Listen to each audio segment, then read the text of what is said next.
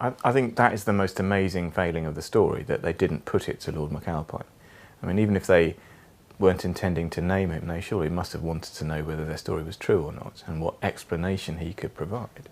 And it's such an obvious thing to do, particularly with an allegation of this magnitude, that the failure to do it can't have been a simple oversight. It must have been a conscious decision. And I'd like to know who made that decision and why they made it.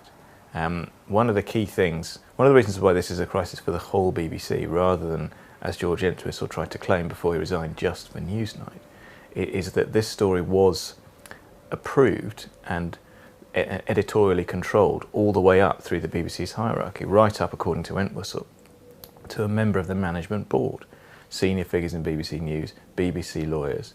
What were they thinking of, those people, not contacting McAlpine?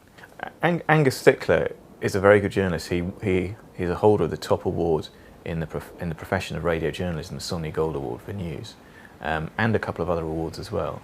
And I can't quite understand how he came to front such a bad piece of reporting, but I suspect it wasn't entirely his fault. I mean, if it was his decision not to contact McAlpine, that's extremely bad, but I just rather suspect that it wasn't, that there was some senior editorial person involved who made that terrible decision. It's always really tough for a journalist to be at the centre of the story. You're used to being a reporter and then suddenly become the reported on, and it's not pleasant. It's just so unbelievably badly managed, and everyone in these crises always turns on each other. They'll always try and blame the lowest possible person in the food chain, which is me during the Hutton inquiry. There's briefing against each other.